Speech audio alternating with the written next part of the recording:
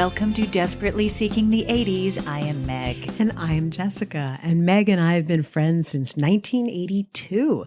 We got through middle school and high school together here in New York City, where we still live. And where we podcast about New York City in the 80s. I do rip from the headlines. And I handle pop culture. And Jessica. Yes, Meg. You know, we're about to do part 2. Yes, I am aware of our that. back to school special. Yes. And we got so much interesting engagement this week.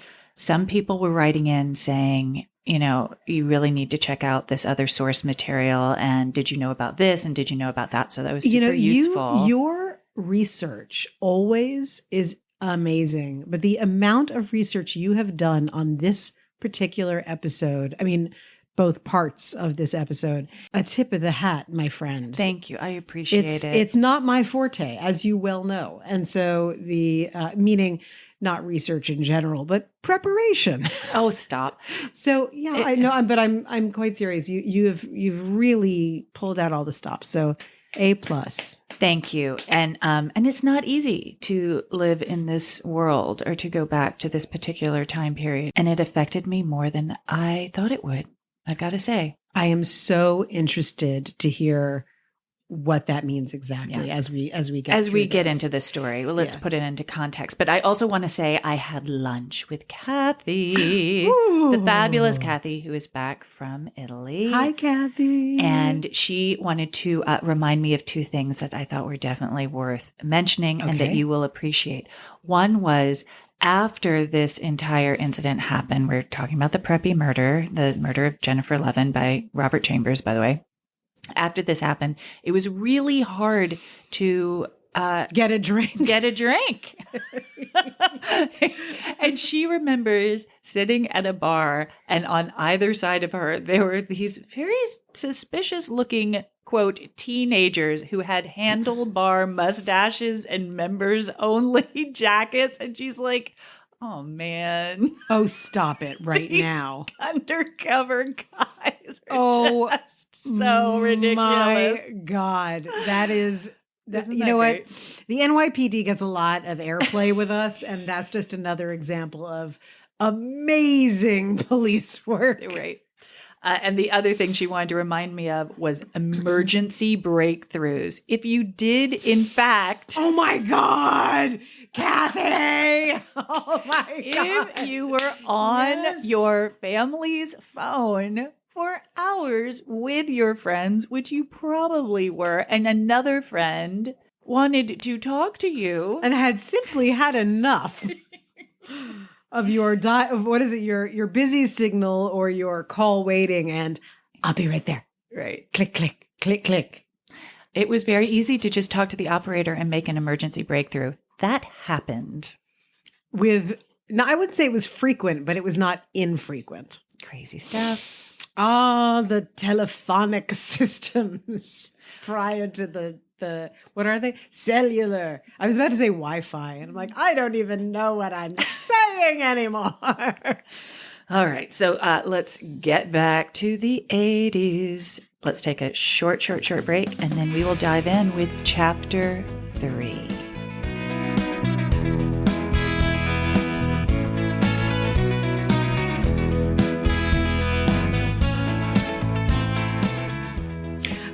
Before we dive into Chapter 3, I think it is worth mentioning, because we just talked about our dear friend Kathy. Our dear friend Ale has actually been with us today. Yes. She has not joined us in the studio, but another Nightingale girl. And who just moved back to New York City. And her daughter's a Nightingale girl. Very exciting. But she made a very interesting point about how when this all was happening, we didn't really understand how much this was affecting our worlds. And I said to her, do you mean like as a national story? We didn't realize how big it was. She's like, no, just the way that this incident changed the way that everybody operated. And when you're a teenager, you live in the moment. Mm-hmm. You're not getting a sort of broader perspective. And she also brought up the fact she's got a teenage daughter. I have a teenage daughter. I think that's one of the reasons, too, why it's hit me particularly hard being immersed in this story. It's one thing to put yourself in her shoes. It's another thing to put your daughter in her shoes. It takes a toll. Well, on that bright and cheerful note, let's launch into chapter 3. Yeah. I've got 2 more sources to add. Preppy Murder Trial. That's just the name of the book by Brenna Taubman. And it was basically a transcript. And a Village Voice article from 1987 that was a lot more balanced than a lot of the other tabloid media that we will discuss. Chapter 3, The Next Morning. The tabloid press was already churning out the lurid headlines and wouldn't let up for the next couple years. Newspaper people say you're golden if you have kids, animals, famous people, violence, or sex on your front page. And the Preppy Murder had 3 out of 5. The Daily News offered, sex play got rough. I remember that. And Rough. how Jennifer courted death. The New York Post wasn't any better with Jenny killed in wild sex and ladies' man held in slaying. I just have to take a moment. I'm nauseated hearing that. That's despicable isn't a word I think I throw out that frequently, but that's despicable. It's interesting, too, in that the detectives didn't believe a word he said, and the press were like, sounds good to me. Meaning? They bought his story. Oh, they bought his story. Yes, he's the one who said wild sex. I get it. I see what you're saying. And yes. Yeah. I mean, if it's the other way, it's not a story, really, right? It's a tragedy. And in New York City, you can't escape the huge tabloid headlines. You're walking down the street. They're on display on every corner and all over the subways and buses. Which is something I think that, again, people who are younger than we are really don't have any understanding of or exposure to that, nothing was online and nothing was opt-in. It was there whether you wanted to see it or not. So it was on every newsstand. It was in every newspaper, where you put a quarter in, kiosk, vending machine. Right. It was left on the subway, on the bus, next to you, at a restaurant. Like those tabloid newspapers, like if you could get through a day without seeing a headline, that was remarkable. And what are the odds that you're going to read the entire article and that it isn't going to be just as biased as the headline? So that's what was out there.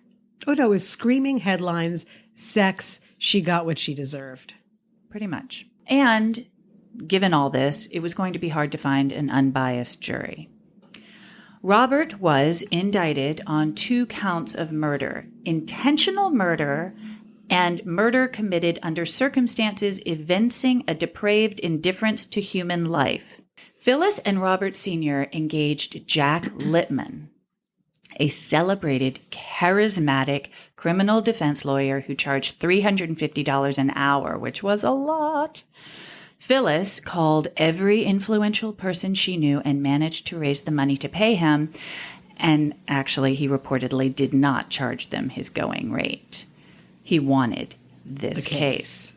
He was very skilled at, and this was called this at the time, blame the victim tactics in his efforts to defend his clients. Side note, he defended Richard Herron, the Yale student who beat his ex-girlfriend Bonnie Garland to death with a hammer while she slept. Littman argued Herron was crazed by her rejection, and ultimately Herron was convicted of merely manslaughter. Wow. And Littman got some flack for it because he tarnished her name.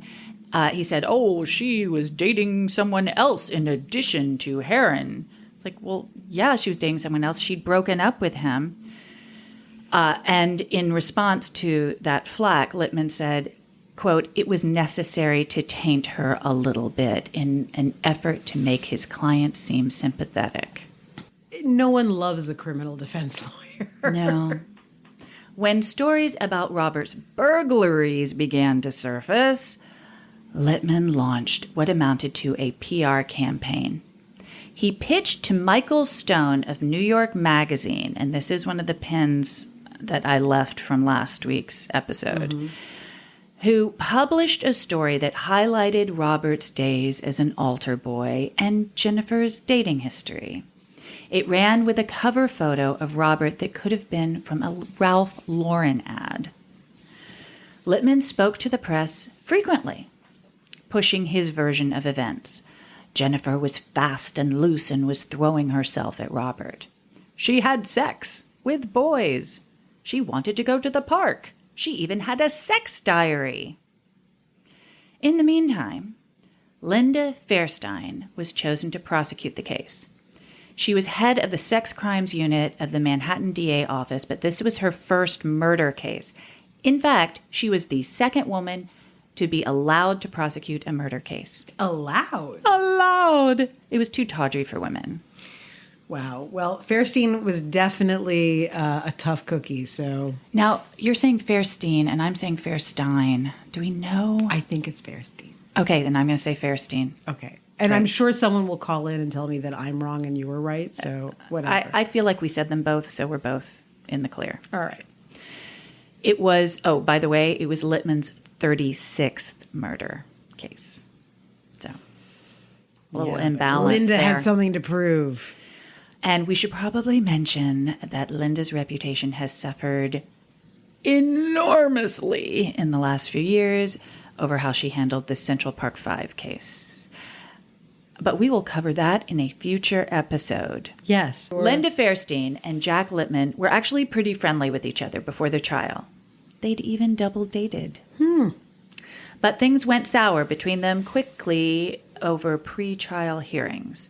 One kerfuffle was over Jennifer's date book that had lots of personal notes in the margins.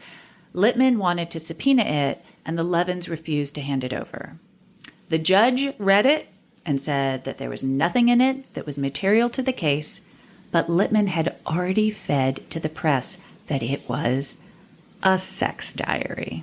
Do you remember? I all do. The sex I diary do. stuff? And you know what I'm remembering also is how all of that stuff was so foreign to me. I mean, I was a young 16. Yeah, I mean, I don't think she was doing anything that anyone else wasn't doing in our circle of friends. No, but you didn't talk about it. It wasn't like... I think we talked about it. Well, that's you know what? That's entirely true. You know what? Scratch the entire previous comment. I guess I just say I remember reading this and being a little taken aback by how she was portrayed. And I think that speaks to not the behavior, but the way that it was being discussed, the way that it was being presented. It was being, you know what? That's it. You're very smart and very right.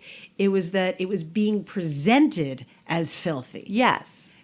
When it was kind of normal. I mean, think about it. She went to the park with her friend who she wanted to have sex with, but ultimately he wasn't a stranger. No, he was far from a stranger. He was a friend. He was in her circle. So that's not courting death. I'm just saying. No. All right. And the Post then, after Littman leaked sex diary, which was a lie, the Post ran, Jennifer kept sex diary, says lawyer. So then, of course, it becomes fact. Mm-hmm. The headline makes it seem like it's fact. Mm-hmm. Do you think that people are any more sophisticated now about tabloid headlines than they were at the time? I don't know. We should definitely talk about that. Like when we get through all of this, like has anything changed? The Daily News ran sex diary kept by Jen. At least they put a question mark.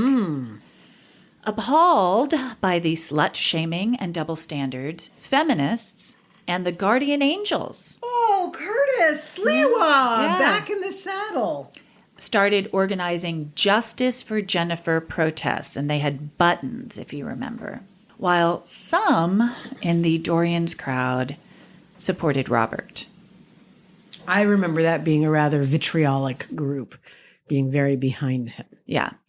Well, not all of them, but there was definitely that voice, which was, quote, "There's nothing we can do for Jennifer. We have to fight now for Robert's rights." Why? I don't know. It kind of reminded me of Heather's a little bit, which doesn't came everything out boil down to Heather's a couple of years later. But this weird kind of opportunists sweeping in and going, "Well, I was best friends. I was at the bar that night." Everyone needs to have their like moment in the spotlight over this, which feels distasteful. Is a kind of tame word for it. Yes. Well, if it's a quick way to be seen, to have value. Right. Many blamed Jennifer for her own death, for going to the park with him at 4:30 in a short skirt. Alex Kapp was blamed for enraging him. Oh, you can't get a break if you're a gal in this town. No. Damn. And his mother was blamed for pressuring him. Oh, my God. There was a story, palatable by some, that Robert shouldn't be blamed for one bad night, which reminded me. You mentioned Brock Turner last week. Yes. The Stanford student who brutally raped the woman by a dumpster while she was completely unconscious. And that was in 2016. And Brock Turner blamed drinking, peer pressure, and sexual promiscuity for his actions. His father complained that his son's life was ruined for, quote, 20 minutes of action. I know, that was so absolutely vile. And that is kind of similar. Let's not ruin this guy's life. It was 20 minutes. He made a mistake. And, I don't know about you, but I have heard on many occasions grown men getting very anxious over the reputations of younger men. I wonder what that's about. What do you think? Well, the assumption is that his life has value. And her life isn't even in the picture. Right, but the way that they get so jacked up about it, it becomes personal. Oh, yeah, men protecting men. And my feeling is always, I can't say this with absolute 100% certainty, so I'll ratchet it down to 90%. That every guy who is not brought up, from 2000 onward, looks at himself and says, what did I do? Yeah. And that's the thing. I'll bet you anything, some horrible night, I did something and I do or I don't remember it or whatever. They're not fighting for the kid. They're fighting for themselves. Yeah, I think you have a point. Speaking of which, after his arrest, Robert stayed in jail for a month before he was let out on $156,000 bond. Phyllis raised $20,000 from Mrs. Hammerstein and other wealthy friends. Jack Dorian put up his $600,000 townhouse as collateral for Robert's bail. Jack Dorian called Steve Levin to explain why he had done this. And I'll just say that call didn't go so well. But yeah, men protecting men. I mean, like I said last week, I do think that Jack Dorian tried to help out young men who he felt needed assistance. It didn't go over so well with the Levins. And we don't have to talk much more about that if we don't want to. What do you mean if I don't want to? I'm ready to get. I thought I couldn't tell what your eyes were like. Get me out of this. No. That was me going off into the distance of how much rage shall I bother accessing at this moment? Look, I know that there are people listening to this who knew Jack Dorian quite well. I also understand these are different times, all of that stuff.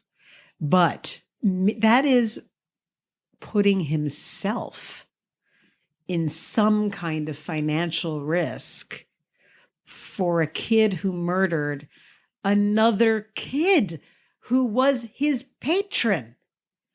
She was no less part of the scene at his establishment than Robert Chambers was. And the absolute, evident, completely bold-faced misogyny is so repellent that I would say I have no words, but clearly I have many.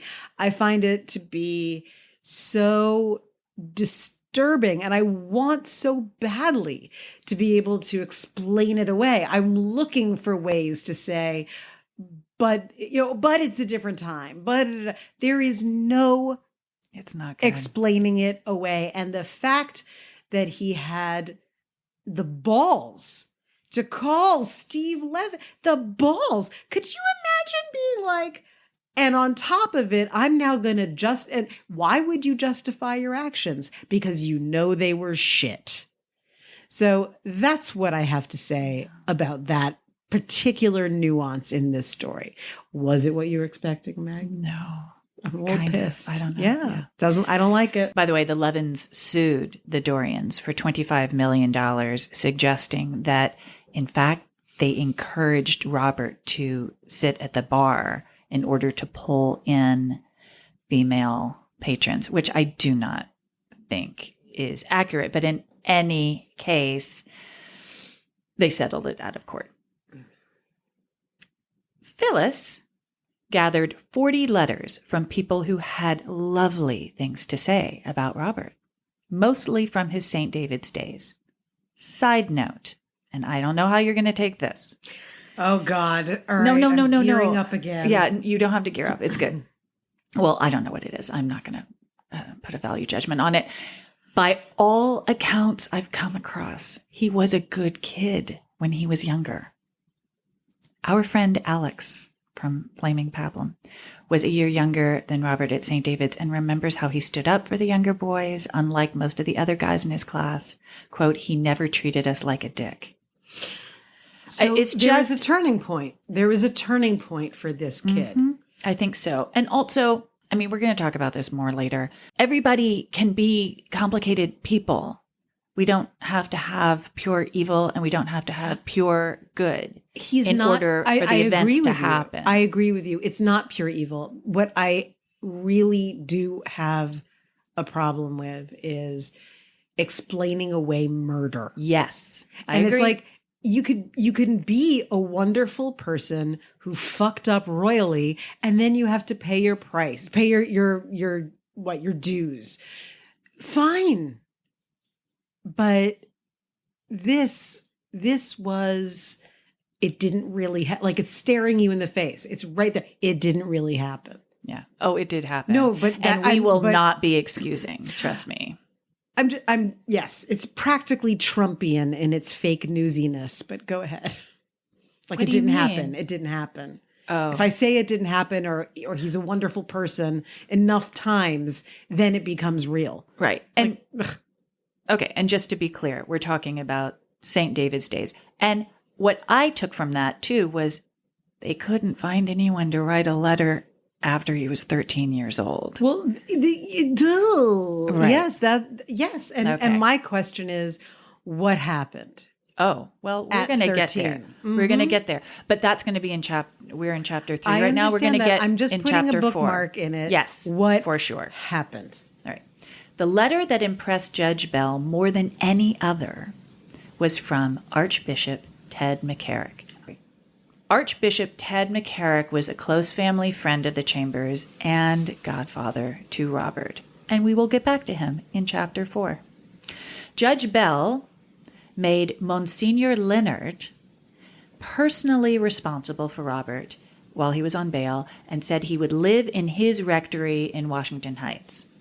Now, remember last week when I told you about how he left his ID on the fire escape during a burglary? Yes. But managed to talk his way out of it? Well, after his arrest for Jennifer's murder, they took his fingerprints. Now they have his fingerprints, and they matched them to the medicine cabinet in that apartment. So he couldn't just it's say, now unraveling. He could no longer say, oh, I lost my ID. He was in the apartment. David Filioff, we're going to talk about David for a second, had gone to McBurney and hung out with the York Prep kids, which is how he met Robert. He also had a doting mother and also went off the rails when he started doing cocaine. Reportedly, he was a member of the Bombers? Yep, the 84th Street Bombers. In 1985, he was arrested for attempting to rape and ultimately stabbing a Columbia student in the face, chest, abdomen, and legs at 6:30 a.m. in her dorm room. Oh, my God. Fairstein said David represented the evil side of Robert. David's mom thought it was the other way around. He got 10 to 20 years for the stabbing. Wait, did he murder the girl? She lived. Thank God. Miracle. It's a miracle she lived. Robert told the police David had forced him to commit the burglaries. So again, deflecting blame. No one bought that, but it is interesting to compare their two cases. Robert was certainly awarded more leniency despite their similar cases and backgrounds. The big difference, David was black. For the 19 months before the trial began, he was carousing all over town. Famously. Going to parties, being photographed by the paparazzi, and regularly getting high. On January 3rd, the night of the first day of the trial, he was videotaped playing with a Barbie doll. Wasn't it a bit bigger than a Barbie doll, or was it actually a Barbie doll? I remember the head being bigger. Anyway, go ahead. A doll. A doll. I'm being pedantic. Okay. Go ahead. Twisting the doll's head off and saying, "Oops, I think I killed it." Yeah. That tape was sold to a current affair by the York prep friend who hosted the party for $10,000. But no one saw it until after the trial was over. But this is when it happened. He actually went out that night after the first day of the trial. It's just, was that I thought that was before the first day. It was after the first day. The night of the first day of the trial. Oh my freaking God. And I remember that video, and there were like girls carousing behind him. He was in a bedroom. There was it was very sinister. Like, he used this very creepy voice, and he's like, didn't he say I'm Jennifer? Like, I don't know about that. He said something. Yes, it was chilling. But yeah, nobody saw. So this videotape, this event has happened, but nobody sees this videotape until months later. He ended up moving out of the rectory and back home with his mother. Don't know why they allowed that to happen, or if he just did that on the sly. And he was doing odd jobs for an elderly neighbor, Mrs. Murphy, who lived upstairs. That is, until Mrs. Murphy's grown kids accused him of forging her signature on checks amounting to $7,000. Again, this is all when he is out on bail. Cocaine is a powerful drug.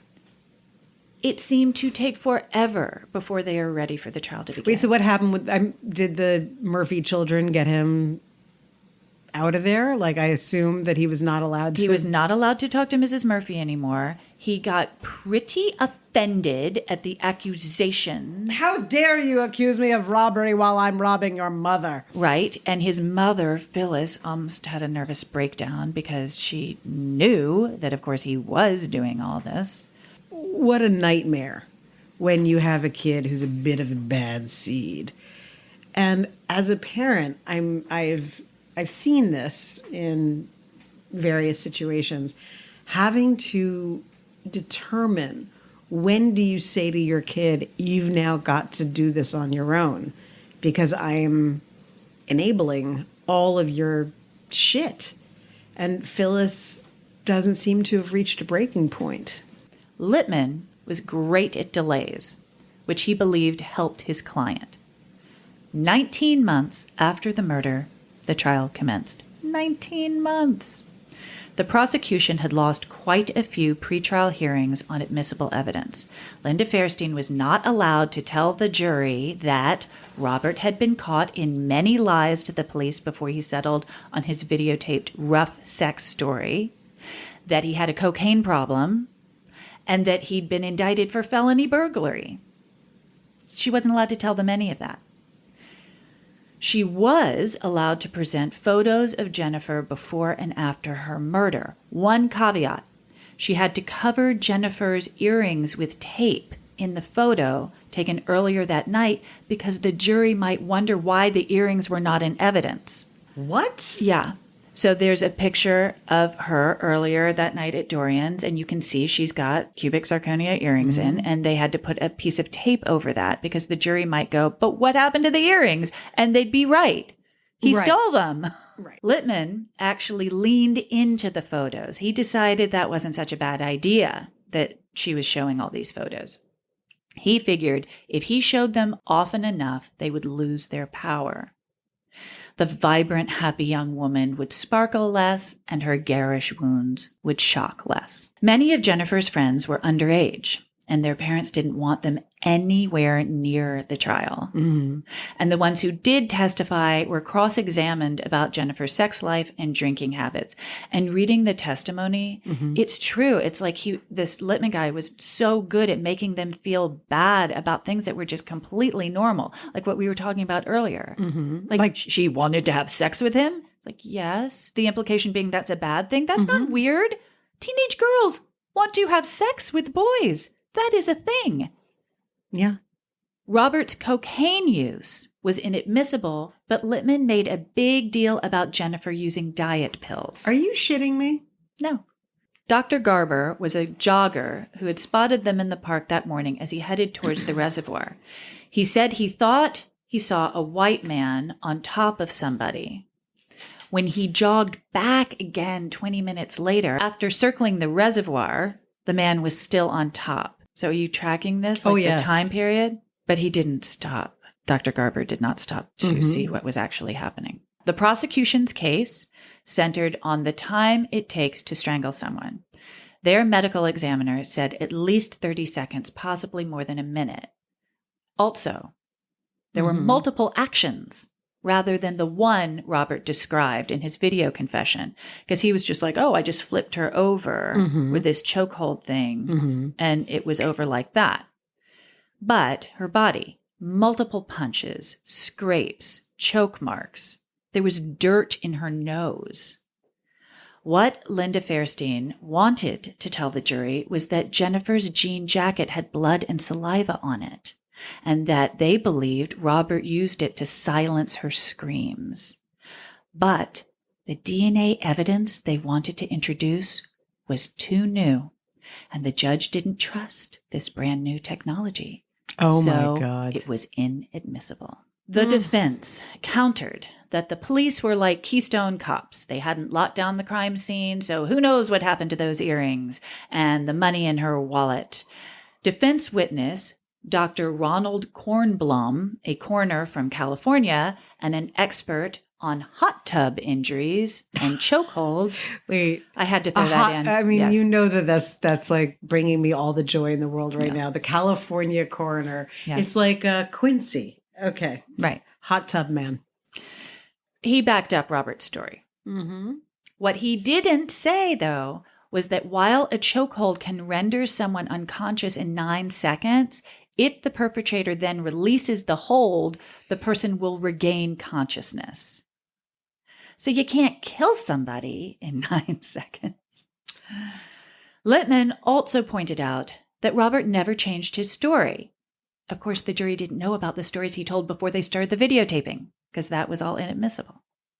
Most compelling was the visual of the nice young man in court, with a cadre of clergy seated behind him. The video, like I said before, the video of the doll party hadn't surfaced until after he was sentenced. In the closing statements, Littman reminded the jury they hadn't heard a reasonable motive for the murder. And then the jury was given a kind of confusing list of options. They could find him guilty of intentional murder, or one of 3 lesser counts: first-degree manslaughter, which means he did not intend to kill her; second-degree manslaughter, did not intend to hurt her, but he was consciously disregarding actions that would cause harm; or criminally negligent homicide, which would make it an accident. How are they supposed to agree on anything, right? The jury was sequestered in a third-rate hotel on Staten Island. And they will come to any decision to get out of that. But they didn't. They were there for over 9 days and they lost their mind. They'd been told the trial would last a couple of weeks. It had lasted 10 weeks. Then they went into the deliberation room and everyone disagreed with each other. There was just too many options. Mm-hmm. That's what I think. One jury member feigned a heart attack to get out. Others started physically threatening each other. Oh, my God. One jury member insisted no one as good-looking as Robert needed to hurt anyone. Oh, genius at work. Most contentious was the definition of intentional. Some assumed it meant he had planned to kill her before they entered the park, when in fact, intention can be formed in the midst of an attack. Yes. I'm just looking at you. I know. It's like just so frustrating. We have to start videoing these things because my jaw is just hanging down. Both Littman and Fairstein were freaking out that the deliberations were going on for so long. Fairstein was worried there would be a mistrial and the Levins would collapse under the strain of another trial. And Littman knew Robert's burglaries would come out in a new trial. So they compromised on a plea.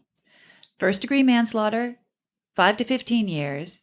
He wouldn't be prosecuted for the felony burglary, and he had to say he meant to hurt her in open court. When he did say that in court, he was shaking his head. And for some insane reason, he was allowed to go home that night to his mother's house. What? Yeah. Okay, that is the end of chapter 3. We're going to take a break.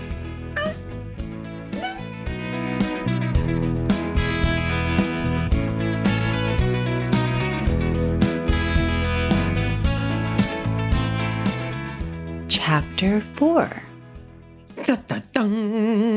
The aftermath. I feel like we should have a lot of Law and Order, like, chung-chungs going on. So the question still remains, why did he do it? I mean, Linda Fairstein was not able to do storytelling that worked well for the jury, and they needed to hear a story. So a number of motives have been posited by those intimately involved. Yes. There is no doubt that he was under a lot of stress in the weeks before the murder. Rehab was a bust. His addiction was raging. He was being questioned in these burglaries. He wasn't altogether welcome in his mother's apartment. Remember, she'd made him, for a short period of time, live downstairs. And most of his friends were headed back to school. He had tried taking some classes at BU and Hunter. I think I implied last week that he had just graduated. He didn't. He graduated in 1984. In 84? Yeah. And okay, we're in so 86. 2 years. Okay, 2 years. So he's been out. And yeah, he tried school, but he wasn't a student. That wasn't going to work. His future looked pretty bleak. On the Friday before the murder, he'd called Monsignor Wilder, who he'd known from the St. Thomas More days when he was little, and he'd left a message that he would try and call him again on Monday. But he didn't call him again on Monday. He went to Dorian's Monday night. So the police believe the main attack happened where her underwear was found and that she ran or was dragged to where her body was found. Okay. So theory 1, when Jennifer went to pee in the bushes, he started rifling through her wallet and she caught him. When she got angry, that set him off. But that doesn't really account for her underwear being off. Not at all. Theory 2, she started lecturing him about his drug use, and that set him off. But based on what? Why would anyone come up with this? These are old people going like, why would this happen? I don't know. Okay. Look, it's 4:30 in the morning. They wanted to fool around. I'm not buying she was trying to save him from himself. She had been after him to have sex with her all night, and she had stated that intention. And now it's going to be lecture time? I don't think so. No. Now it's take off your underpants time. Yes. Which is fine. Yes. and happened. Okay. Theory 3, and this is the one from John Douglas from Mindhunter, the Mindhunter guy. Oh, this I believe. Okay. Right. And actually, it really makes a whole lot of sense to me. Okay. Oh, my God. I'm so excited. Right. And this is not like a hot take, honestly. Like, people have been, I'm not going to say something that people haven't thought for a long time. Oh, okay. Just so don't get too excited. He's confirming a thought. Yes. They were fooling around. And he couldn't get an erection. After all, he'd been drinking all night, and God knows what else. Well, and he even said to the police that she was on top of him and jerking him off and nothing was happening. Hold on, though. I don't think she was on top of him. Well, it doesn't matter, but he made some admission of not being able to get it up. Actually, what he said was that she was definitely manually stimulating him. Yes, I am gesturing right now. God, we can't laugh during this segment. That she was manually stimulating him. But what he said to the police was that he definitely had an erection. And he said, I read the transcript, he said it a few times. It was very important to him that the police know that he had an erection. Now, you know that there's absolutely no semen found. So we know that he didn't actually ejaculate. Jinx. But I think he couldn't even if you've been drinking all night and you're out of your head on drugs and whatever. And remember the jogger? The jogger said he saw a guy on top. Mm-hmm. And then 20 minutes later, he saw a guy still on top. Mm-hmm. Also, her back was just covered in scratches and from being on the ground. And his back, they took pictures of his whole body. Zero. I don't think he was ever on the ground. Mm-mm. Okay. So John Douglas. John Douglas thinks he couldn't get an erection. Maybe she was trying to help him out manually, but it's not working. He's getting more and more agitated. And we just talked about how he kept telling the police that I was erect, I was really erect. Whatever happened between them set him off. She was on the ground when he punched her. And he punched her at least 3 times. Then can't you imagine she started screaming? And he silenced her screams with her jean jacket. And she fought for her life. Her fingernails were broken and there were scratches on her mouth where she's trying to pull something off of her mouth. And on his face and chest. And I think then, when she was dead, because he strangled her with her jacket. I thought he strangled her with her bra. Never heard. I mean, that is not in my list of theories.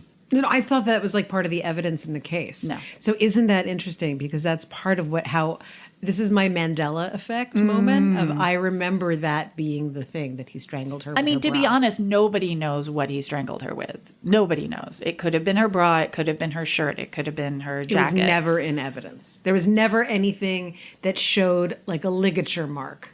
There was nothing. There were no photographs from Linda Fairstein's office of what she looked like. Of course there are. But you can't tell what caused that. Well, there's a difference between a jean jacket and like a string, which is essentially what a bra becomes when you're pulling it across someone's neck. They had different doctors saying different things about what caused that. I mean, one doctor was saying it was the long sleeve of his shirt that accidentally rubbed against her neck. I mean, it's completely crazy, all the crap that was coming out. The DNA evidence showed that her jean jacket had blood and saliva. And the blood was coming, the only place where she was bleeding was actually from her mouth because of the punches. So that seems to me compelling. Yes, it's compelling. When she was dead, he dragged her body to the tree. This is still the theory. He dragged her body to the tree. That's when she got the dirt in her nose. And staged the scene to look like a rape and a burglary. So then that's when he pulled up her clothing and pulled down her clothing and stole her earrings and stole the money from her wallet so that it would look like rape burglary. Good God. Now, so that's the John Douglas theory, which kind of, I don't know. It holds water. It holds water. Why did he punch her? Well, the problem with that question is that the answer will be something that she said or did, right? And that's conjecture, and it's kind of beside the point. Some have suggested that he was actually killing his mother when he killed her. Spare me. Spare me. I hate that shit. Spare me. So I'm not interested in whatever, like, if she said or did or anything that set him off. Look, he's the one who got set off. That is what happened. Yes. Okay. I am the first one when there is some lurid situation to be like, let's analyze this into the ground. Let's, work this into dust. With this case, I just feel so like I'm having a visceral reaction of, I don't give a shit. He killed her. You're a murderer. Let's move on. Let's bury you in a vault. Go ahead. Sorry. Okay. I'm going to give you some facts, though. And like you say, oh my God, so not an excuse. Just some context that is interesting. It's interesting. Yes. And I know that he took a turn for the worse mentally and emotionally in his early teens. So I'm sure there's going to be something. Do you want me to tell you? Or Yes. do you I'm guess? just going to keep yammering away in my anger. Let me just tell you what. Okay. And then you can yammer after. Okay. And then you'll know what you're yammering about because you'll have help. like facts. Wouldn't that help if I actually knew why I was pissed off? By most accounts, as I have said, Robert was a decent guy until he hit 13. Confirmation age. Did they diddle him? So he was confirmed in New York, and then he goes to Choate, okay? Do you remember Ted McCarrick, the Archbishop of Newark? Yes, I recall him from this story, certainly. Who sponsored Robert's confirmation? Yes. Close friend of the family? Yes. In 2018, he was defrocked for sexually abusing teenage altar boys in the 80s. This is just a fact. I'm just throwing this out there. Who knows? In no way shocking. And I'll buy that for $1. Okay. Robert had addiction in his family. We know this. His time at Choate is the first time we hear reports about cocaine. He didn't last long at Choate, and once he came back to New York, there was a rapid escalation into addiction and the burglaries to support it. And this, I think this isn't like a hot take or anything. He was a full-blown addict, and it was in his family. A switch flipped. Yeah, as you know, I have experience dealing with a full-blown cocaine addict for an extended period of time. And the extent of the lying and self-delusion, paranoia, and like all of that stuff is so overwhelming. It's so huge that, just thinking about that night, and I haven't thought about it in this way, and I haven't thought about it in the context of this other experience that I had and knowing what that kind of person is like when they're going through their addiction. But it makes the whole exercise of saying, why did he do it? Or what's behind it seem even more fruitless, because when someone is in a full-blown addiction, they will go left just as easily as they will go right. It's what is the circumstance in that second that will push them into a decision. Right. And so anyway. And they let him out on bail. There's so many opportunities for this guy to actually be incarcerated, either in rehab or in prison. And everyone just kept saying, well, maybe it's better if he's home with his mom.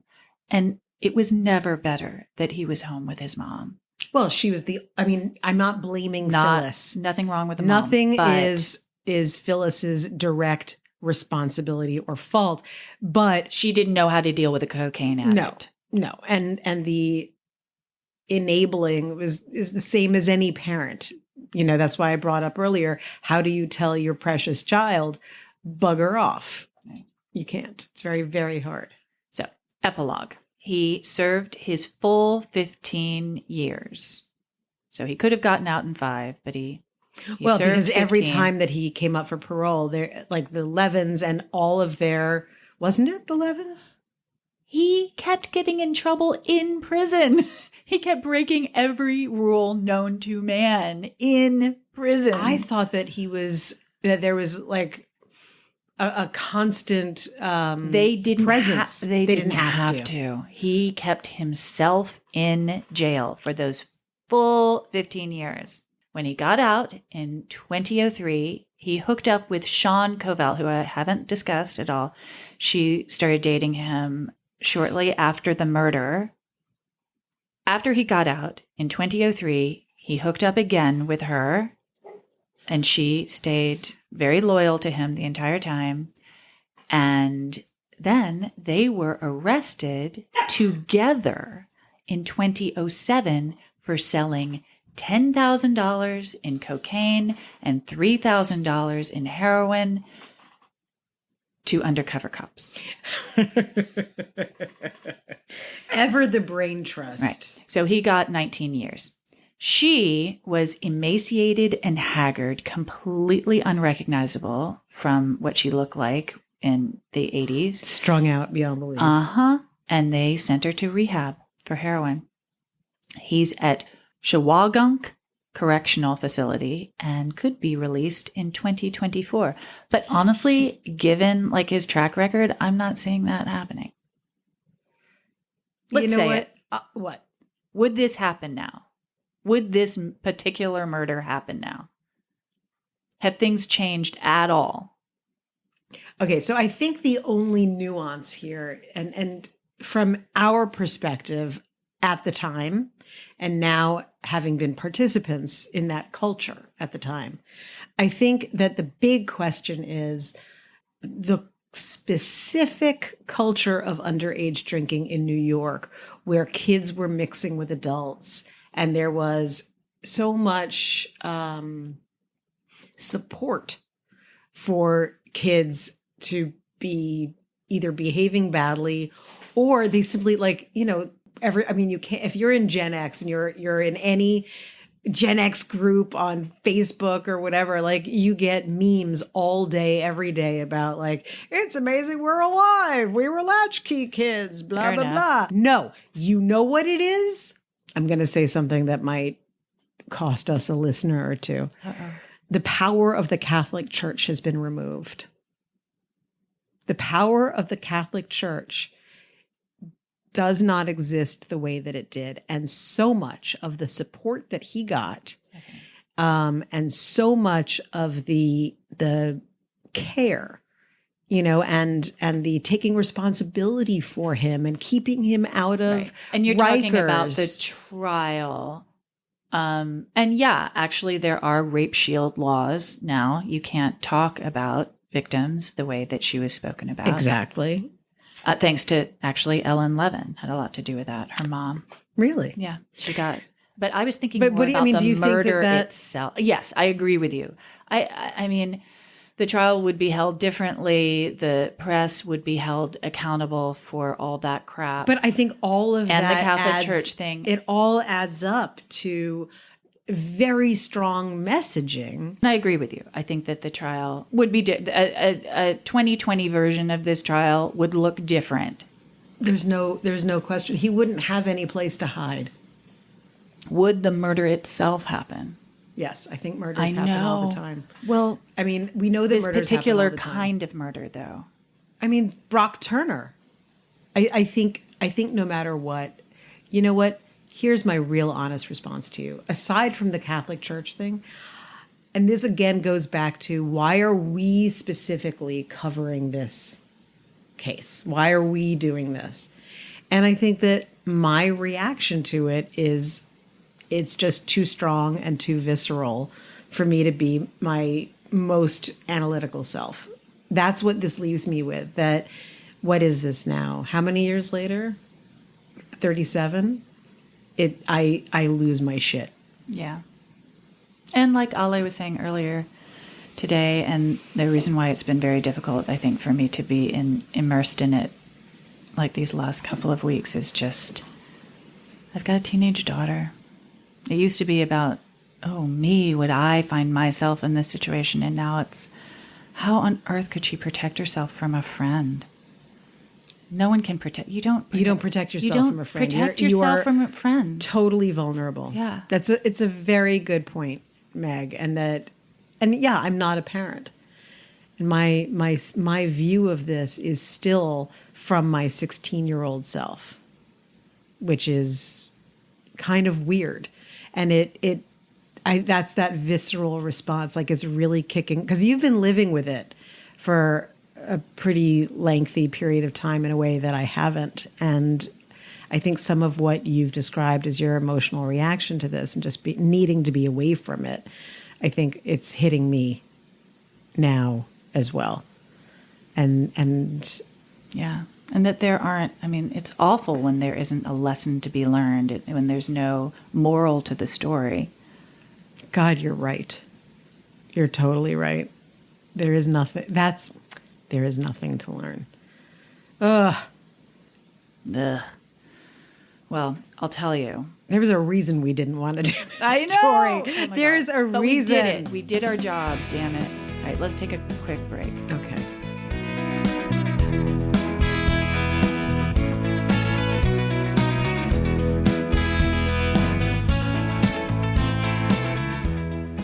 I have the fluffiest palette cleanser for next week. I cannot wait to tell you. It's such a feel-good story. It's also a cautionary tale, but it's a feel-good story. I am so excited, and you've inspired me to now find the equally fluffy and absurd. You know, I love the absurd. Let's find complete absurdity and fluff. Yeah, Fluff-surdity. We need it. And thank you, listeners, for bearing with us while we grapple with this very touchy and emotional and historical. Yeah, I mean, it was. You know what? It's been fetishized, and this whole program's, episodes 1 and 2.